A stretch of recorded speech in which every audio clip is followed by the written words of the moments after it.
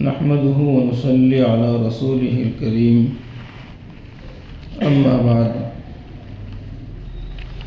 أعوذ بالله من الشيطان الرجيم بسم الله الرحمن الرحيم يريد الله بكم اليسر ولا يريد بكم العسر ولتكملوا العدة ولتكبروا الله على ما هداكم ولعلكم تشكرون. وقال رسول الله صلى الله عليه وسلم ورغم أنف رجل دخل عليه رمضان ثم انسلخ قبل أن يغفر له. وقال رسول الله صلى الله عليه وسلم من قام ليلة العيدين لله محتسبا لم يمت قلبه يوم تموت القلوب. وعن ابن عمر رضي الله عنهما قال فرض رسول الله صلى الله عليه وسلم زكاة الفطر صاعا من تمر أو صاعا من شعير على العبد والحر والذكر والأنثى والصغير والكبير من المسلمين، وأمر بها أن تؤدى قبل خروج الناس إلى الصلاة. وصدق رسول الله صلی اللہ علیہ وسلم. بزرگان محترم اور عزیز دوستو، اللہ تبارک و تعالیٰ نے رمضان المبارک کا مقدس پاکیزہ مہینہ عطا فرمایا اور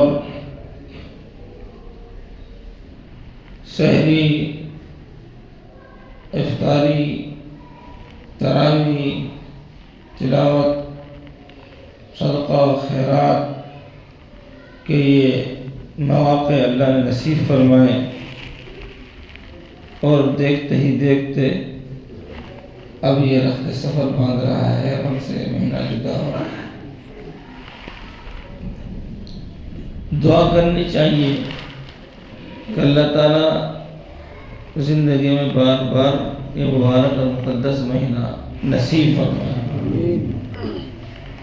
حدیث پاک میں ایک دعا ہے جو آپ رجب کے مہینے میں اکثر علماء سے سنتے ہیں کہ اللہ کے نبی صلی اللہ علیہ وسلم رمضان المبارک کے شوق میں رجب سے ہی دعا فرما رہے ہیں، اللہم بارک لنا فی رجب و شعبان وبلغنا رمضان. اللہ رجب کے مہینے میں، شعبان کے مہینے میں برکتوں سے نواز دے اور ہمیں رمضان تک پہنچا دے. معلوم ہوا کہ رمضان کی وجہ سے عمر میں زیادتی مانگنا یہ محمود ہے، یہ اچھی بات ہے. ہماری بوڑھی بڑی آپ نے سنا ہو گھروں میں کچھ عورتیں اس طرح دعا کرتی ہیں، اللہ تجھے پوتے پوتے کی شادی دکھائے جی، اتنی لمبی اس حساب سے دعا مانگتی ہیں، اس لیے کہ ان کے نظروں میں پوتے پوتیوں سے بڑی کوئی چیز ہی نہیں ہے. اللہ کے نبی صلی اللہ علیہ وسلم رمضان کے لیے مانگ رہے ہیں، اللہ رمضان دکھا دے اور رمضان تک پہنچا دے. معلوم ہوا کہ رمضان کی وجہ سے لمبی عمر کی دعا یہ سنت ہے. تو یہ دعا کرے اللہ زندگی میں بار بار رمضان نصیب فرمائے. علامہ ابن القیم رحمۃ اللہ علیہ کا وہ ملفوظ بہت مشہور ہے کہ اگر کسی مردے سے یہ پوچھا جائے تیری سب سے بڑی خواہش کیا ہے تو وہ یہی کہے گا کہ رمضان کا ایک دن یا رمضان کی ایک رات کے لیے مجھے زندہ کر دیا جائے.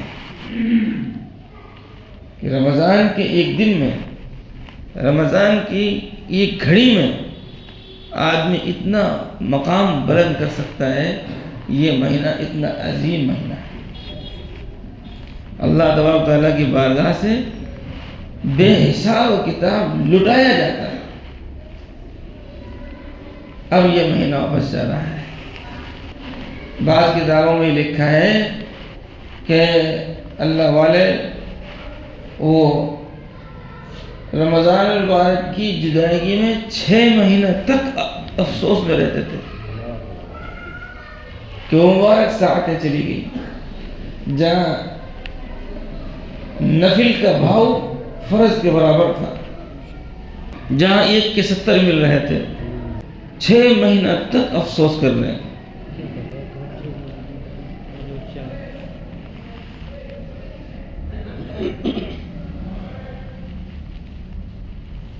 یہ نوٹ کرنا چاہیے بچے کون ہیں. جو وجہ کیا ہے، شور کوئی کرتا ہے اور پکڑتے کسی اور کو ہے، اس لیے شور نہیں ہوتا. جیسے نوٹ کرنا چاہیے، دیکھنا چاہیے کون بچے ہیں. اچھا بات دوست چلی جائے گی، وقت کم ہے. گھرانے سے بھی تعلق اس کا. میں نے دیکھا جو لوگ مسجد میں زیادہ مطلب جو ہے کہ بڑے خراب ماحول خراب کرتے ہیں، انہیں گھرانے کے بچے بھی خراب کرتے ہیں. اس کا اثر پڑتا ہے.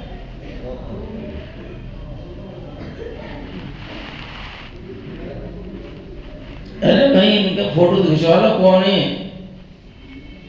جو شور مچا رہے ہیں، ان کے ایک ساتھ گروپ فوٹو لے لو ان کا.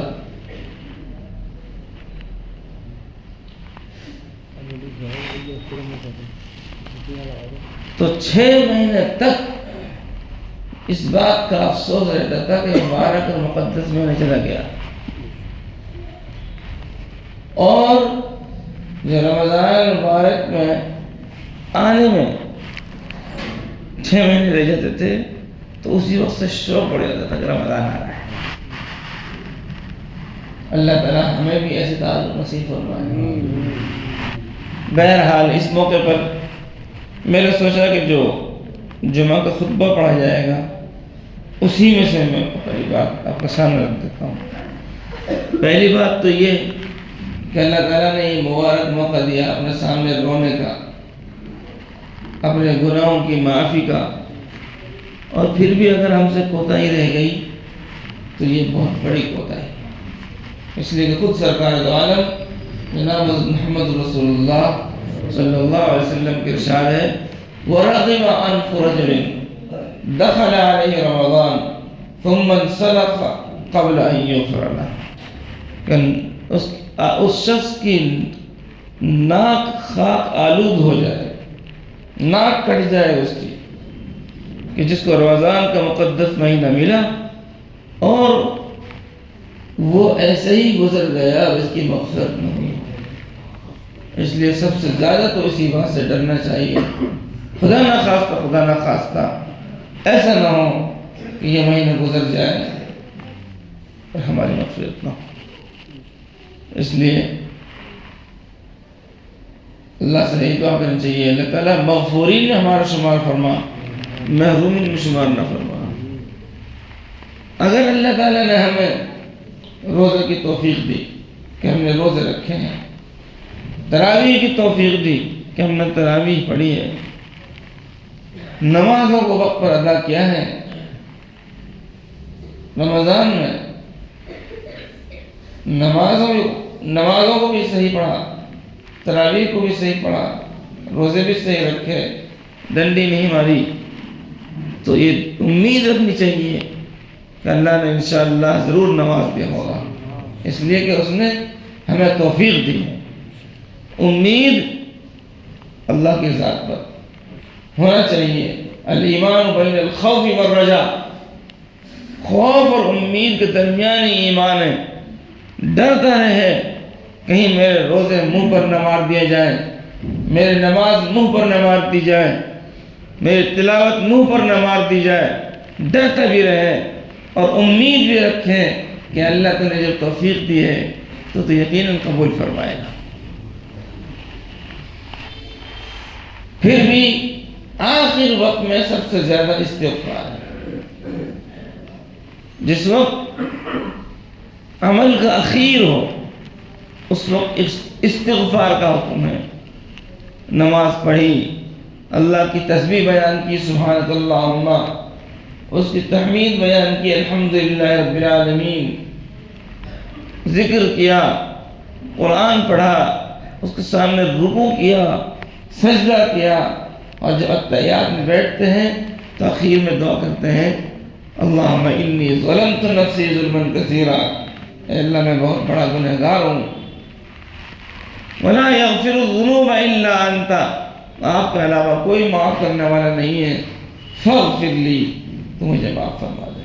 تو اخیر میں وہاں بھی استغفار ہے، وہاں بھی توبہ ہے، وہاں بھی معافی ہے. تو رمضان میں بھی آخر میں ہمیں سب سے زیادہ استغفار کا اہتمام کرنا چاہیے.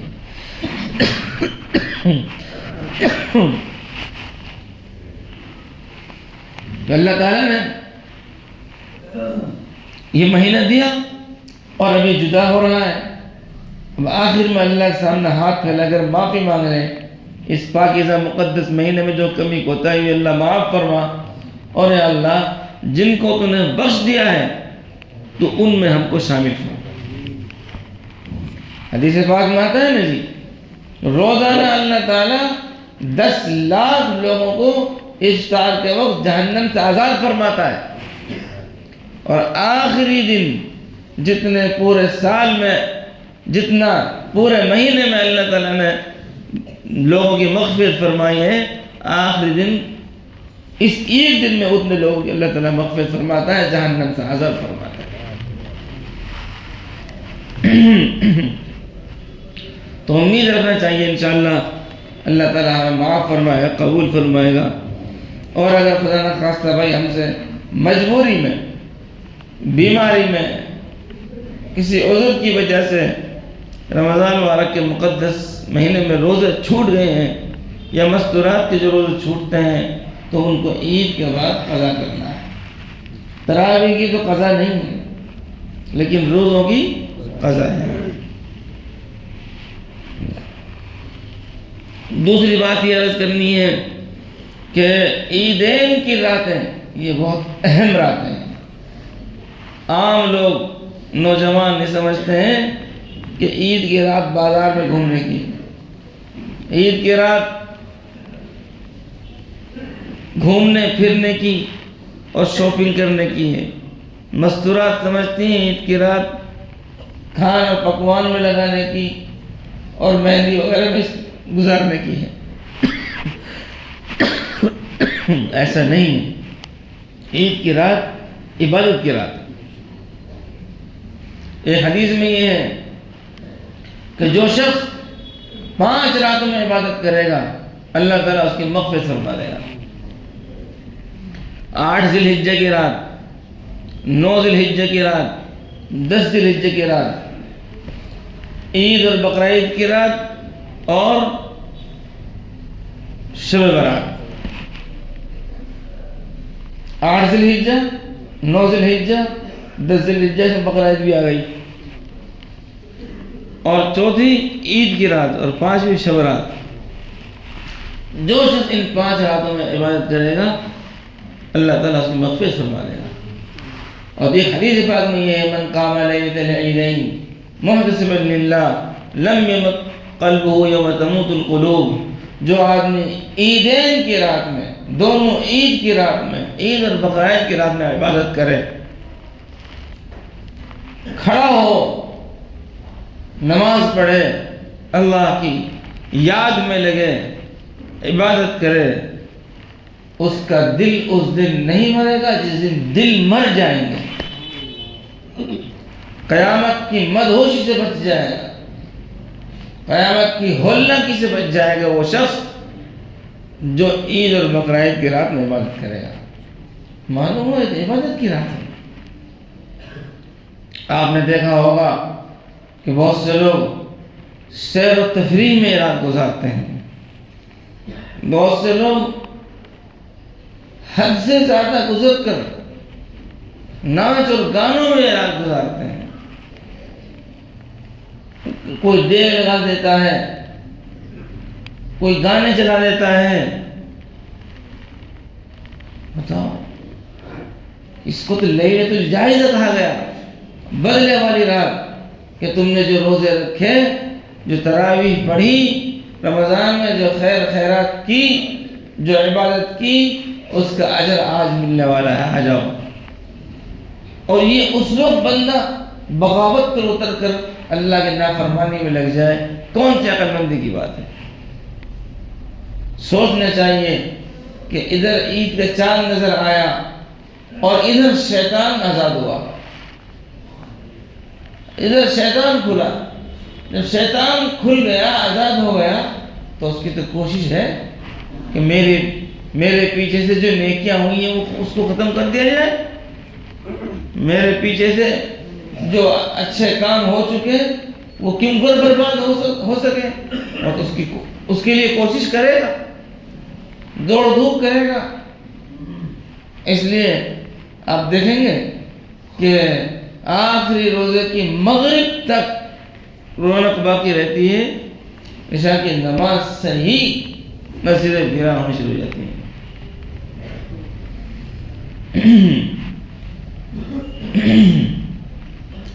اس لیے اس بات کو یاد رکھنا چاہیے کہ یہ غفلت کا وقت نہیں ہے، یہ اجر لینے کا وقت ہے۔ اس رات میں جتنا ہو سکے آدمی عبادت میں لگے، اور ادنا درجہ یہ ہے کہ عشاء اور فجر جماعت سے پڑھے اور خرافات سے بچے۔ عشاء کی نماز جماعت سے پڑھی اور فجر کی نماز جماعت سے پڑھی تو پوری رات عبادت میں لکھی جائے گی۔ کب؟ جب خرافات سے بھی بچے گا تب۔ اللہ تعالیٰ ہمیں نصیب فرمائے۔ آخری بات یہ ہے کہ عید الفطر پر صدقہ فطر واجب ہوتا ہے۔ عید الفطر پر صدقہ فطر واجب ہوتا ہے۔ صدقہ فطر یہ حدیث پاک میں ہے کہ فرض رسول اللہ صلی اللہ علیہ وسلم زکوٰۃ الفطر، اللہ کے نبی صلی اللہ علیہ وسلم نے صدقہ فطر کو فرض و واجب کا درجہ دیا ہے، اس کو ادا کرنے کا حکم فرمایا ہے۔ صاع من تمر او صاع من شعیر، جی کھجور اور جو کا ایک صاع،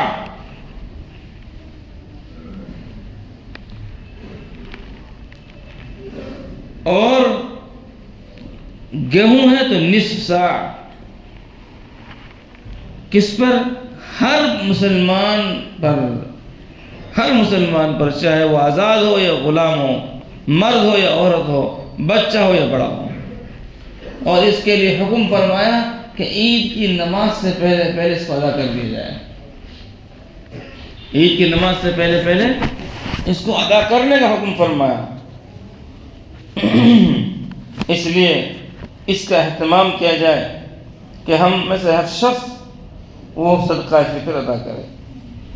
البتہ اتنی بات ضرور ہے کہ سبھی مسلمانوں پر صدقہ فطر ادا کرنا نہیں ہوتا، صاحب نصاب پر ہوتا ہے۔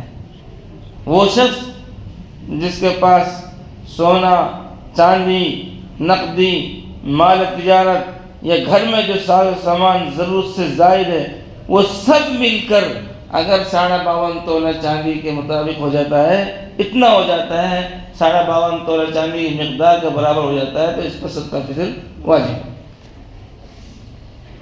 کوئی چیز گھر میں سونے کی ہے، کوئی چاندی کی ہے، کوئی نقدی ہے، مال تجارت ہے، اور ضرورت سے زائد جو چیزیں گھر میں ہوں سب کو ملایا جائے گا۔ اس میں سب مل کر اگر اتنا ہے جس میں 52.5 تولہ چاندی آ جائے تو اس کو صدقہ فطر ادا کرنا واجب ہے۔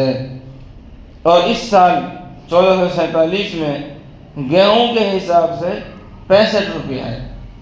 اگر گیہوں ہی دے تو جب تو وزن کے ساتھ دیا جائے گا کہ تقریباً 1.25 سیر گیہوں دے گا، اور اگر قیمت کے حساب سے دے گا تو عام بازار کی قیمت کے مطابق دے گا، جو اس سال طے فرمائی ہے 65 روپیہ۔ البتہ ایک بات میں ہمیشہ کہا کرتا ہوں کہ صرف گیہوں کے مطابق ہی صدقہ فطر نہیں ہے، جو کے مطابق بھی ہے۔ جیسے حدیث میں آیا اوصاع من شعیر، اور کھجور کے مطابق بھی ہے صاع من تمر، تو اپنی اپنی حیثیت کے مطابق ادا کرنا چاہیے۔ جو کھجور کے مطابق ادا کر سکتا ہو وہ کھجور کے مطابق دے، اور جو کے مطابق ادا کر سکتا ہے وہ صدقہ فطر جو کے مطابق ادا کرے۔ اور جو کشمش کے مطابق ادا کر سکتا ہے وہ کشمش کے مطابق ادا کرے. تو یہ سب چیزیں بیان ہوئی ہیں حدیث میں. اس لیے کہ لوگوں میں کیٹیگری مختلف قسم کی ہوتی ہیں، سب ایک سطح کے نہیں ہوتے ہیں. کچھ نچلے درجے کے لوگ ہوتے ہیں، کچھ درمیانے درجے کے لوگ ہوتے ہیں، کچھ اونچے درجے کے لوگ ہوتے ہیں. یہ نہ معلوم ہم نے کیا فیصلہ کر لیا ہے کہ ایک عام آدمی جس پر صدقہ فطر واجب ہو چکا اور نچلے درجے کا وہ بھی گیہوں سے ادا کرے گا، اور کروڑوں میں کھیلنے والا وہ بھی 65 روپیہ. کیوں؟ اہمیت نہیں. صحابہ کرام رضوان اللہ علیہ اجمعین گیہوں اس لیے دیا کرتے تھے کہ مدینہ پاک میں سب سے نایاب چیز تو گیہوں تھی، اور سب سے قیمتی چیز گیہوں تھی. کھجور تو ان کے گھر میں ہوتا تھا، کشمش اور انگور وغیرہ تو ان کے گھروں میں پیدائش تھی، اور گیہوں امپورٹ کیا جاتا تھا اور باہر سے منگایا جاتا تھا. اس لیے سب سے بہتر گیہوں ہوتا تھا. تو یوں گیہوں سے دیا کرتے تھے. ہم گیہوں سے اس لیے دیتے ہیں کہ گیہوں سب سے سستا ہے. اس لیے اس کے حساب سے، جیسے کہ آپ نے صدقہ فطر کے اعلان کے پرچے میں دیکھا کہ گیہوں کے حساب سے 65 روپیہ، اور جو کے حساب سے 130 روپیہ ایک بندے کا، اور کھجور کے حساب سے 980 روپیہ، اور کشمش کے حساب سے 1630 روپیہ. یہ لگا ہوا پرچہ دارالفتہ سے. حضرت مفتی صاحب کے یہاں سے جو اعلان آتا ہے وہ اسی طرح آتا ہے. جو صاحب گیہوں کے مطابق صدقہ پیدا کریں وہ 65 روپئے سے ادا کریں، ایک بندے کی طرف سے 65 روپیہ. اور جو کی طرف سے ادا کریں وہ 130 کے حساب سے ادا کریں، تو ایک بندے کا 130 روپیہ. اور جو کھجور کے حساب سے ادا کریں وہ 980 روپیہ پر بندہ بنتا ہے صدقہ فطر، اور کشمیر کے حساب سے 1630 روپیہ. تاکہ جس کی جو چیز ہے اس حساب سے وہ صدقہ فطر ادا کرے. اللہ تعالیٰ ہمیں اس کی اہمیت سمجھنے کی توفیق عطا فرمائے. تو میرے معزز دوستو، رمضان کا اخیر ہے اور یہ آخری لمحات چل رہے ہیں. ہم کو چاہیے کہ ہم ان کو استغفار میں گزاریں، انابت اللہ میں گزاریں، انابت اور توجہ کے ساتھ گزاریں، توبہ اور استغفار کے ساتھ گزاریں، اور اللہ سے توبہ بھی کریں اور دعا بھی کریں کہ اللہ تعالی ہمارے رمضان کو قبول فرمائے، ہمارے روزوں کو قبول فرمائے، ہماری تلاوت کو قبول فرمائے، اور اللہ تعالیٰ بار بار زندگی میں مبارک مقدس مہینے نصیب فرمائے. اور عید کی رات عبادت کی رات ہے، اللہ سے اجر اور بدلہ لینے کی رات ہے، گھومنے کی یا غفلت کی رات نہیں ہے. ہمارے عمل سے، ہمارے کردار سے ایسا نہیں لگنا چاہیے کہ ہم آزاد ہو گئے، کہ ہم قید میں تھے، نعوذ باللہ ہم قید میں تھے اب آزاد ہو گئے. نہیں، بلکہ ہمارے ادا سے اور ہمارے کردار سے رمضان کا صحیح گزارنا یہ ٹپک رہا ہو. اللہ تعالیٰ نے یہ موقع دیا اور یہ نیکیوں کے موسم دیا، اور جب یہ مہینہ پورا ہو تو اللہ تعالیٰ کی تکبیر بیان کی جاتی ہے. کیا بیان کی جاتی ہے؟ وَلِتُكْمِلُوا الْعِدَّةَ وَلِتُكَبِّرُوا اللَّهَ عَلَىٰ مَا هَدَاكُمْ. رمضان پورا ہو تو اللہ تعالیٰ کی تکبیر بیان کی جائے، اس کی بڑائی بیان کی جائے، اس کا شکر ادا کیا جائے. اس لیے عید کے دن کیا ہے، جب آپ عید کی نماز کے لیے جائیں تو کیا پڑھتے ہوئے جائیں؟ اللہ اکبر اللہ اکبر. میرے ساتھ پڑھیے، اللہ اکبر لا الہ الا اللہ واللہ اکبر وللہ الحمد. ہوتا کیا ہے، ہم لتوں اور کپڑوں میں کھو جاتے ہیں، ہم کریم اور پاؤڈر میں کھو جاتے ہیں، ہم تیل اور خوشبو میں کھو جاتے ہیں، اور ہم اپنے لتے کپڑوں میں مگن ہو جاتے ہیں. نہیں، ہم کو جب گھر سے نکلے عیدگاہ جائیں تو کیا پڑھتے ہوئے جائیں؟ اللہ اکبر لا الہ الا اللہ واللہ اکبر وللہ الحمد. جب واپس آئیں تب بھی پڑھتے ہوئے جائیں. ایک تسبیح اور ملتی ہے، سبحان اللہ بحمدہ سبحان اللہ العظیم. یہ بھی پڑھنا چاہیے. اور تکبیر تشریق کی روایت تو بہت مشہور ہے اور تلقین کی جاتی ہے، بتلائی جاتی ہے۔ ہاں ایک چیز ہے، ہم بھول جاتے ہیں۔ میں اکثر جب عید کے لیے نکلتا ہوں تو یہی دیکھتے ہوئے نکلتا ہوں، ذرا دیکھوں تو لوگ گلے ملتے ہوئے نظر آتے ہیں، اور لوگ خوشبوؤں کا تبادلہ کرتے ہوئے نظر آتے ہیں، اور لوگ بھاگتے دوڑتے ہوئے بھی نظر آتے ہیں، تکبیر پڑھتے ہوئے نظر نہیں آتا۔ اس لیے ہمیں یہ ماحول بنانا چاہیے اور یاد دلا دینا چاہیے۔ کوئی ایک آدمی زور سے پڑھ دے، اس کو یاد آ جائے، وہ زور سے پڑھ دے، اس کو یاد آ جائے، کوئی آگے چل کے پھر زور سے پڑھ دے، اس کو یاد آ جائے۔ تو عیدگاہ کی طرف کیا پڑھتے ہوئے جانا ہے؟ اللہ اکبر، اللہ اکبر، لا الہ الا اللہ، اللہ اکبر، اللہ اکبر، وللہ الحمد۔ امام بھی خطبے میں تکبیر پڑھتا ہے، 7 مرتبہ 9 مرتبہ امام خطبے میں تکبیر پڑھتا ہے، اور لوگوں کے لیے بھی یہ حکم میں جائیں تو یہ تکبیر پڑھتے ہوئے جائیں، تکبیر پڑھتے ہوئے آئیں، ایک راستے سے جائیں دوسرے راستے سے واپس آئیں۔ پورا راستہ نہیں تبدیل کر سکتے، تھوڑا اس سے تبدیل ہو جائے، ایک دروازے سے داخل ہو جائیں، دوسرے دروازے سے نکل جائیں، جتنے تبدیل ہو سکتا ہو۔ اور مسواک، خالی کریم پاؤڈر سنت نہیں ہے، مسواک بھی سنت ہے، غسل بھی سنت ہے۔ عید کی نماز تھوڑی تاخیر سے اور بقرعید کی نماز جلدی پڑھنا سنت ہے، اور شریعت کے مطابق بناؤ سنگار شریعت کے مطابق۔ یہ عید جو ہے اسلامی تہوار ہے یا غیر اسلامی تہوار ہے؟ زور سے بولیے۔ جب یہ اسلامی تہوار ہے تو بناؤ سنگار بھی اسلامی ہونا چاہیے، اس کا اہتمام ہونا چاہیے، اور یہ سوچنا چاہیے، آخری بات کر بات ختم، کہ اللہ تعالیٰ نے تقویٰ کے لیے، طہارت کے لیے، پاکیزگی کے لیے ہمیں یہ مہینہ دیا تھا۔ اب یہ رمضان جا رہا ہے، میری بہت سی عادتیں بری تھیں، میں نے اس رمضان میں کس گناہ سے توبہ کی؟ یہ سوال اپنا سے کرنا ہے۔ میں نے کیا اپنے اندر چینجنگ پیدا کی ہے؟ میرے اندر کیا تبدیلی آئی ہے؟ میں اپنا آپ کو جانتا ہوں، کن کن بدعنوانیوں میں میں مبتلا ہوں، کن کن گناہوں میں میں مبتلا ہوں، کن کن برائیوں میں مبتلا ہوں۔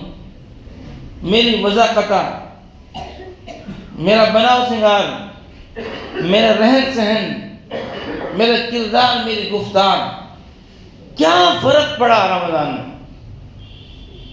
کیا چھوڑا میں نے؟ جھوٹ چھوڑا، دھوکہ چھوڑا، گالی گفتار چھوڑی، شریعت کے خلاف وضاقتہ چھوڑی،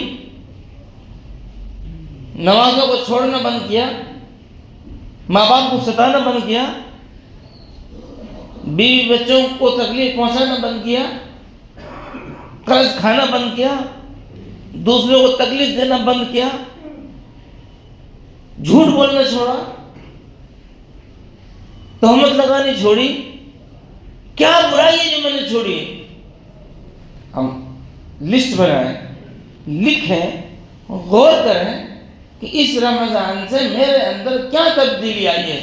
میرے بھائیوں، میرے دوستوں، اگر رمضان مبارک سے میری زندگی میں کوئی تبدیلی آئی ہے تو میرے لیے مبارک ہے، اور اگر رمضان مبارک کی پورا مہینہ گزارنے کے بعد میرے اندر کوئی تبدیلی نہیں آئی، میرے نہ گفتار میں فرق پڑا، نہ میرے کردار میں فرق پڑا، نہ میری وضاقت میں فرق پڑا، نہ میرے کسی بھی برائی کو میں نے چھوڑا، تو ڈرنا چاہیے کہ کہیں ایسا تو نہیں ہے کہ میرے روزے میرے منہ پر مار دیے گئے ہوں اور میرے روزے قبول نہ ہوئے ہوں۔